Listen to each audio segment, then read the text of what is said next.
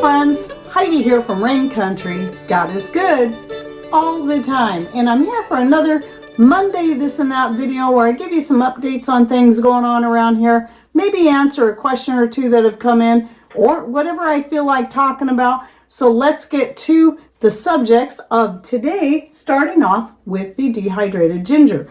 Now, I haven't done a specific video other than a short on dehydrating ginger, but it's a super easy process, just like anything else I dehydrate. But one thing that people do ask me is, do I leave the skins on? And yes, I do. And by the way, I put the short right here. And also another question was somebody was asking me if it changes the flavor when you're using it and stuff. No, it does not. However, when you are using it in something that you're cooking or fermenting, like I've used this dehydrated ginger to make a kimchi using 100% dehydrated vegetables. And I even did a separate video just on that, which I'll link to down below. And I've also used it in some cooked dishes where you soak it or cook it in a little bit of water. And it will have a little bit of a different texture when you leave the skin on. And this is going to apply whether you're using it fresh or dehydrated. Mostly, I prefer using this in tea. Now, this is the batch I did last year. You can see right here. I get the ginger, the fresh ginger from Azure Standard. They have the best price I've seen on fresh organic ginger anywhere, at least so far. And since I order a lot of stuff from them anyway, I just get it there. And then, like last year about the same time, I bought a bunch of it, cut it up, dehydrated it. I got 3 pounds. And then 3 pounds of ginger fills up a quart jar once you have it all dried. And then for me, this time of year is great because I don't have to rely on my electric dehydrator. I just set it up next to the wood stove and let it dry there. And it just dries beautifully. I love using this in tea. It just makes it's as good as if I was using fresh ginger to make a tea. But you can peel your ginger if you so choose. But I just like to share that no, it's not necessary depending on how you plan on using it. You could also powder it up with the skins on and use it that way, and you wouldn't even notice the skins at all. So in this case, since I'm talking about dehydrating, and I still get, with all my videos where I show vacuum sealing, I still get a lot of questions on that. So I do still like to update people and show people how I do still vacuum seal my jars. And this is the one I'm working through. It was full, but I had to refill my little container in here because I had recently worked through all that. So I simply use a brake bleeder pump, which can be found in automotive section in like Harbor Freight and other places, or you can find one on Amazon. I personally like to use the tip that looks like that. And I use my Food Saver top. They also make off-brands. I just suggest if you're getting an off-brand one, even though these aren't that expensive, you can get the set, the wide, and the regular mouth for $25 tops, but it's less than that. The price tends to go up and down. I think last I saw was $21, but you're going to want this handle. I have an off-brand set that doesn't have the handle. It's just flat. It makes it harder to get it off the jar. But anyway, you just have your canning lid. I recycle canning lids for this, making sure the rim of the jar is good, making sure the inside of the rim is good. No pieces stuck in there. It's clean. And I slip that over, take the brake bleeder, stick the tip in there and hold it. I rest the brake bleeder pump against the counter and then just pump down using my whole arm and holding this firmly in place, watching that needle go up. Usually when the needle is straight up, it's usually a pretty good seal, but I like to go past that. Straight up means it's pointing at either the 15 or the 400, because you're going to have 2 numbers, one on the outside and one on the inside, but I just like to keep going. Okay, and then I pull that off and my jar is sealed, and I can prove that by simply picking it up by the lid. The lid does not come off. And then when it comes to dried goods, I always like to put the band on firmly to make sure, in case this comes unsealed, it's still going to hold the lid in place. So it's not necessary, but I do highly recommend you do that.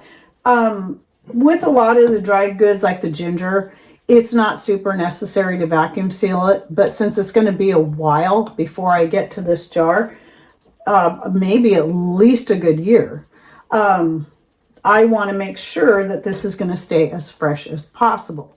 You just want to make sure everything is fully dry and fully cool before you seal it up into your jar. Then another thing, I just want to show you my update. I just started another elderberry spice tincture and then shot a video on it. And that's going to be coming out. It's going to be quite a few weeks out. I'm sorry, but that's how far ahead I am on my videos right now. I'm going to try not to get any farther ahead than that because it's just about too far ahead. But that's my little bank of videos just in case something happens and I can't shoot videos for a while. But anyway, it's kind of interesting because when I poured, I actually found I did still have some just plain old vodka on hand, and I wanted a clear alcohol so I could watch how the color went from clear to dark like this in a very short period of time. That's what elderberry does, just turns it dark very, very quickly.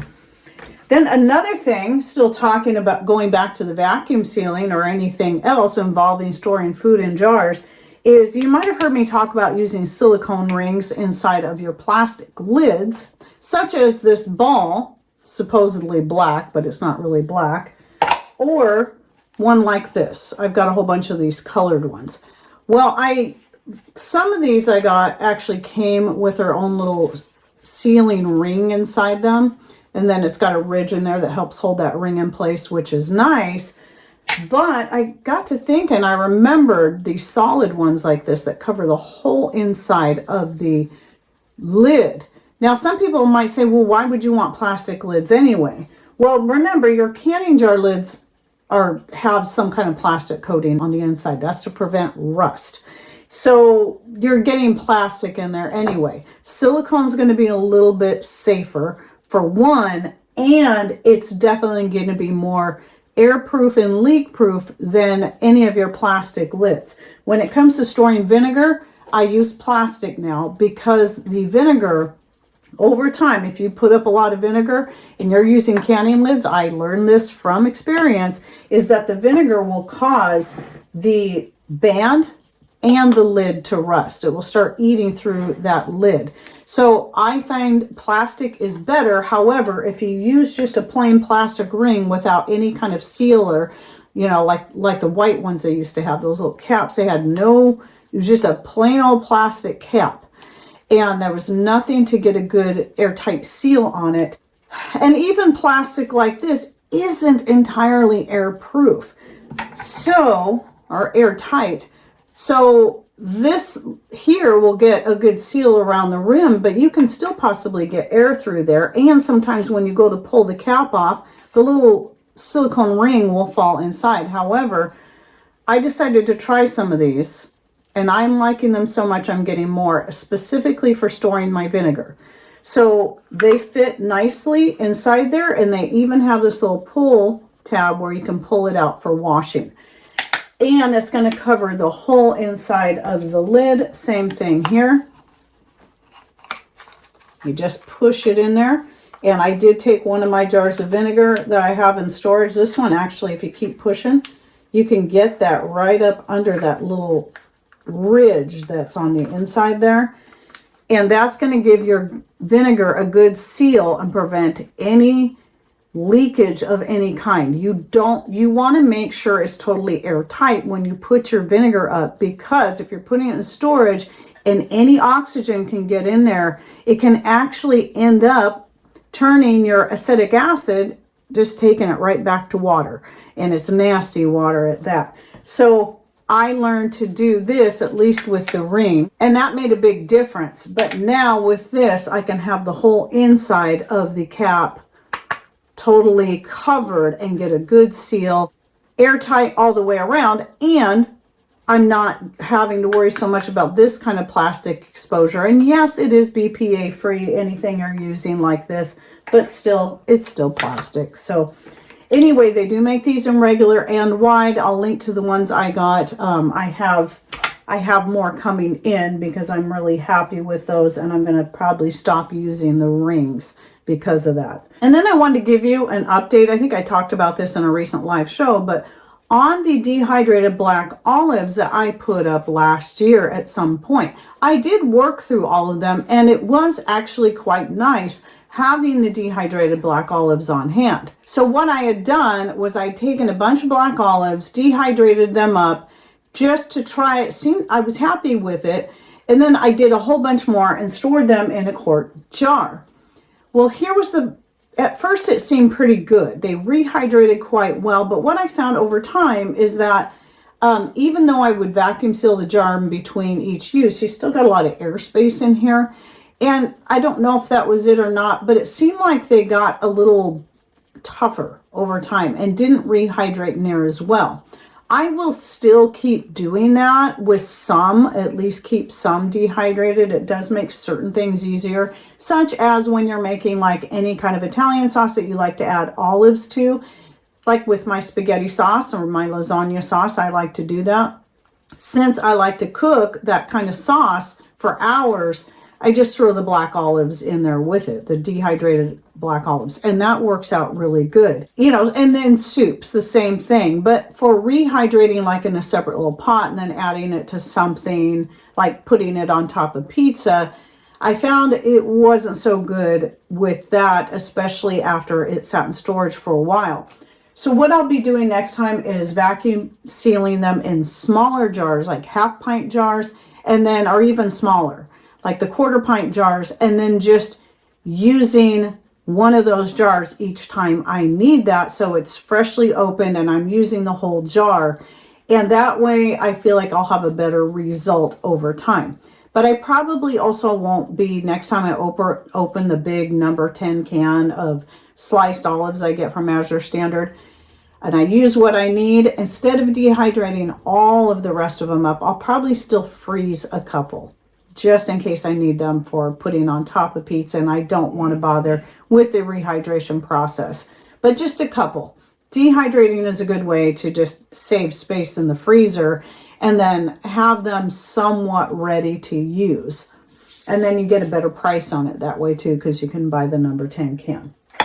So that's my update on that. And then the last thing I wanted to say, oh, and I know I have my citrus peels out here. I was going to talk about them more, but these are the newest ones. We're getting the little mandarin oranges from Misfits Market, and so I save all my citrus peels. And I have a video on that. I'll go ahead and link to down below, the many uses of citrus peels, if you're interested. But the last thing I wanted to mention was in last week's This and That, I was talking about the dehydrated meals that I then rehydrated. In both cases, I thought I was doing pretty good at guessing how much water to put in there, and ended up with the lasagna and with the fried rice putting too much water in. And somebody said, and I don't know why I didn't think about this, how about weighing it first? So before you put whatever you're going to try dehydrating in your dehydrator, weigh it out first so you know exactly what the weight is, and you obviously need to write it down so you'll know. Then when you go to rehydrate it, and you put it in a little container and weigh it out again and add the water until it equals the weight it was before it went into the dehydrator. This is an excellent idea. So I'll be trying that the next time I do some more experiments with the dehydrated meals. So anyway, and when that video comes out on that, where that's a standalone video, I hadn't thought of that then because, well, it hasn't published yet. So I'll try to make sure I put that in a comment that I pin down below when it publishes, just so people know there's other ways that you can get a better idea on the amount of water. So that's it for my This and That for the week. Any thoughts, ideas you'd like to share, please put them in comments down below. And thanks for watching. Take care and God bless.